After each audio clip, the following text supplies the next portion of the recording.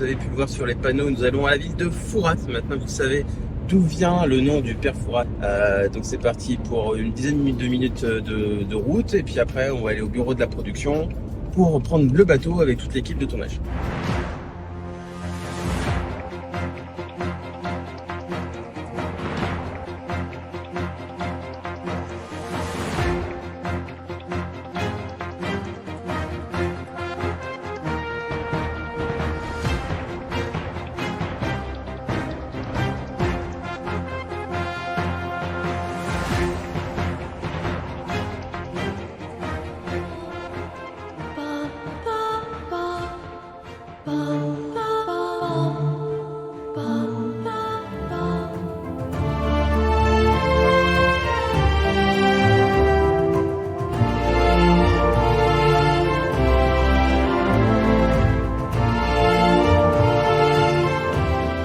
Donc maintenant, moi je vous propose de faire un petit tour du propriétaire et on va aller à la rencontre de toutes les personnes qui se mobilisent pour mettre en œuvre cette super émission.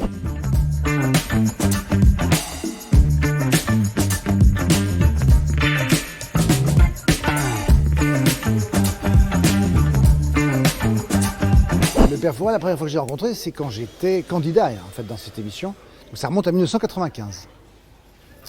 Quant à ma relation avec le père Fouras, elle s'est consolidée avec le temps. Et aujourd'hui, s'il y a bien quelqu'un dont je peux dire qu'il fait partie de ma famille, de cœur, c'est bien le père Fouras. Il y a eu tellement de changements depuis plus de 20 ans que pour moi également, c'est un challenge en fait d'année en année. C'est que je continue de penser que rien n'est gagné et qu'il faut à chaque fois tout recommencer comme si c'était la première fois. J'imagine que c'est inutile de se présenter, ça fait tellement longtemps que je vous accompagne. J'ai beaucoup d'empathie pour tous les gens qui viennent sur le fort et en même temps, je dois protéger mon trésor, n'est-ce pas? Oui, de façon à ce que tout ça puisse se distribuer. Alors, donc je dois en quelque sorte être une main de fer dans un gant de velours. Mais quand je repense à toutes ces nombreuses années que j'ai passées dans ces pierres, dans ce vaisseau de pierre, comme on dit, l'un de mes plus grands et meilleurs souvenirs, inespérés même après autant d'années, c'est la rencontre avec mon grand ami Olivier Mine, avec qui je partage intimement, dans le travail et hors travail, une complicité, une grande affection, qui a enrichi ma vie. C'est difficile pour moi de parler des bonnes qualités pour faire un bon candidat à Fort Boyard, parce qu'en fait, ce que je souhaite, c'est qu'ils en aient le moins possible. Bah oui, parce que moins ils auront de capacité, eh bien, plus j'aurai de chances de préserver mon trésor. Mais malgré tout, je me fais souvent surprendre, parce que on a beau penser à tout, et il y en a qui trouvent quand même, il y a quelques exemples de la Cacheperie, entre autres, il y a quelques exemples comme ça où ils arrivent à surprendre et à faire quelque chose qu'on n'avait pas pensé et que j'ai pourtant réfléchi pendant des nuits et des nuits.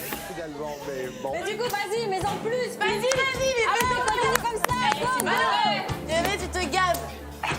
Je pense que c'est bon, là, tu peux y aller, hein. Ok.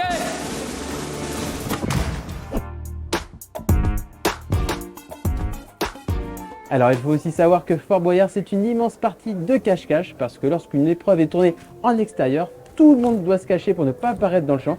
C'est pour ça que je suis si loin et si peu visible.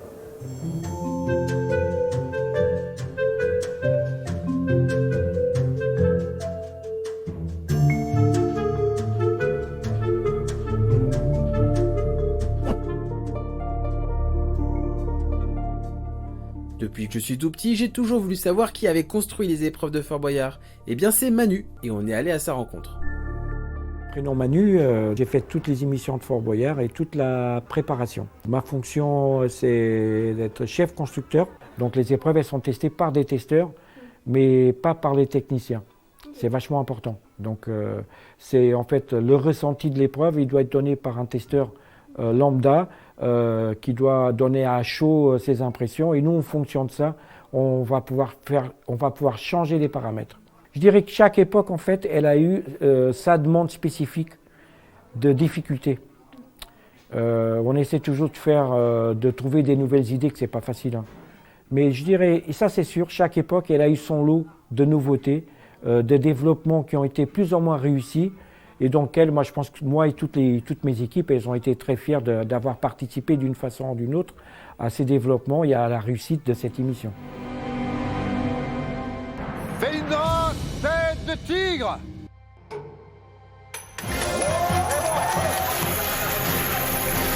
Vous avez perdu beaucoup de temps.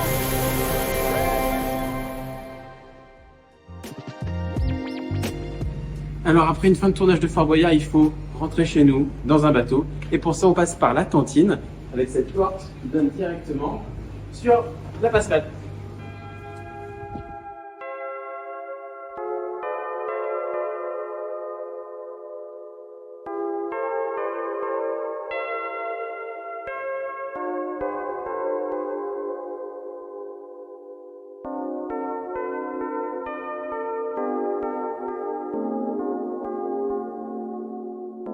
Et bien voilà, maintenant on est de retour à Fouras et j'espère que cette petite visite du fort vous a plu. Et puis je vous donne rendez-vous pour la toute nouvelle saison de Fort Boyard sur France.tv.